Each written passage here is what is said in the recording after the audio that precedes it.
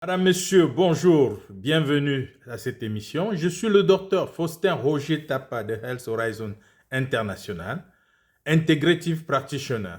Vous entendez par là un médecin conventionnel qui a un doctorat en médecine et qui a fait une spécialité alternative, c'est-à-dire que moi j'ai fait la spécialisation dans la médecine ayurvédique, c'est-à-dire une spécialité qui est basée sur l'utilisation des plantes pour une approche fonctionnelle thérapeutique. Donc, je suis médecin conventionnel, il ne faut pas confondre, et je me suis spécialisé en Ayurvedic Medicine, qui est une médecine des plantes basée sur la fonctionnalité du corps humain, de la cellule. Donc, la cellule ici, c'est la base. À ne pas confondre avec les naturopathes, qui sont des euh, spécialistes autoproclamés, et pour certains, avaient une formation de 2 mois avec ou sans formation. Donc, faites très attention. On parle là d'une spécialisation qui, après le doctorat, peut vous prendre à peu près 6 ans. Donc, je suis Integrative Practitioner, Holistic Medical Practitioner, comme disent certains. Et donc, ça nous permet d'aborder les maladies chroniques avec une autre approche qui est fonctionnelle, qui est différente de l'approche conventionnelle, qui est beaucoup plus symptomatique. Ceci dit, je viens ce matin parler d'un phénomène de mode, un phénomène courant dans notre société, le phénomène des cathéters. Les cathéters ambulants, c'est devenu courant. On trouve les gens dans les supermarchés avec les cathéters sur la main, avec un sparadrap. On les trouve en boîte de nuit, on les trouve dans la rue, on les trouve dans les maisons. Et ça, c'est une pratique inquiétante dans une société quand on sait ce que scientifiquement ça peut exposer l'individu. Les cathéters que vous voyez, c'est l'ouverture d'une veine. Et la veine conduit le sang directement au niveau du cœur. Le cœur, c'est une pompe qui repompe ce sang dans les organes. Et sachez donc que si par hasard quelque chose contamine ce sang, il vous est repompé dans les organes nobles le plus rapidement possible et donc c'est mortel.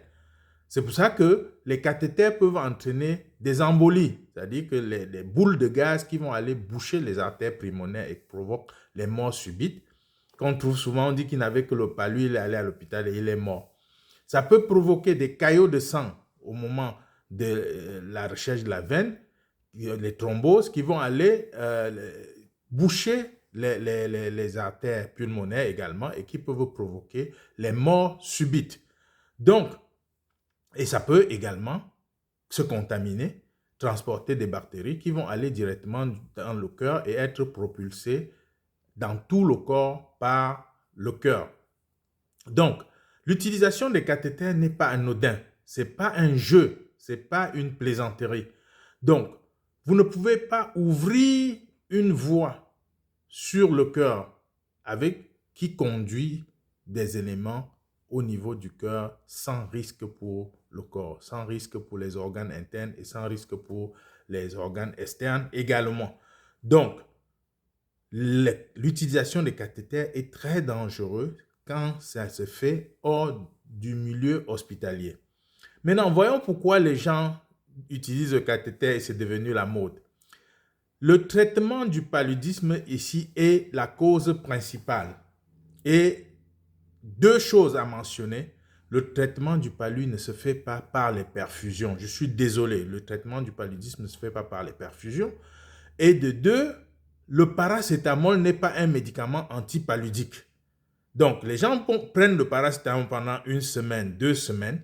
Ils disent qu'ils ont pris le traitement du palu, ils ne sont pas guéris. C'est faux, ils ne sont jamais traités.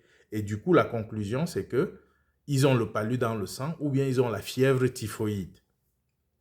Un mot sur la fièvre typhoïde, c'est que la typhoïde n'est pas une maladie qu'on transporte et on se balade pendant des mois. C'est une infection au salmonelle. Et une infection au salmonelle qui est connue pour être virulente. Quand elle ne vous tue pas, vous devez la soigner. Donc, après 2 semaines de salmonellose, vous avez généralement une perforation typhique, c'est-à-dire une perforation au niveau de l'intestin qui s'ensuit une péritonite sans un traitement urgent chirurgical bien mené, le patient est parti. Donc, on ne peut pas traîner une fièvre typhoïde pendant 2 mois, comme on voit le cas au Cameroun. Maintenant, un mot sur la typhoïde toujours. Comment vous savez que vous avez la fièvre typhoïde? Je vais vous dire et vous surprendre que beaucoup de gens qui parlent de la fièvre typhoïde n'ont jamais vu un cas de fièvre typhoïde. Je parle des personnels de santé. Vous n'avez jamais vu un cas de fièvre typhoïde. Vous ne pouvez pas prendre un malade qui chancelle depuis 1 mois au quartier, 2 mois, vous dites qu'on a fait le test de Vidal, c'est positif. Le test de Vidal ne peut pas détecter le salmonelle. Le test de Vidal est retiré du marché depuis des années. Il n'y a qu'aucun monde qu'on est en train de parler du test de Vidal. Et les gens s'y lancent à cœur joie pour des besoins lucratifs qu'on connaît. Sachez donc que la typhoïde, dans 95% des cas, voire même plus, c'est le paludisme maltraité. Maltraité de par le choix des médicaments, de par la durée du traitement et de par la conduite du traitement. Maintenant, revenons sur la perfusion. La perfusion se fait de façon spécifique quand il s'agit du paludisme parce que vous administrez la quinine au malade et cette quinine a une demi-vie. La demi-vie de la quinine ne permet pas d'administrer une perfusion par jour ou bien 2 perfusions par jour. Il faut faire 3 perfusions par jour séparées de 8 heures chacune. Et donc, ceux qui font semblant d'être très malins laissent le cathéter sous prétexte qu'ils vont refaire la deuxième perfusion, mais sachez que vous exposez le malade à une mort plus dangereuse que par le paludisme.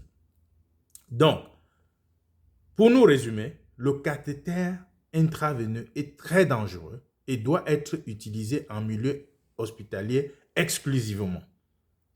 Première chose, pour des raisons qu'on a citées plus haut, c'est-à-dire ça peut faire des embolies, ça peut faire des thrombus avec mort subite, ça peut faire des infections avec septicémie parce que ça pompe directement dans tout le corps et ça c'est très très très dangereux.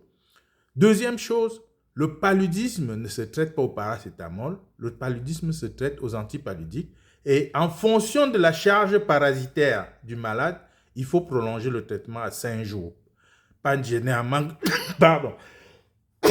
généralement, le traitement classique, on vous dit de faire en 3 jours, mais en fonction de la charge parasitaire, il vaut mieux aller à 5 jours pour une précaution de résistance chez le malade.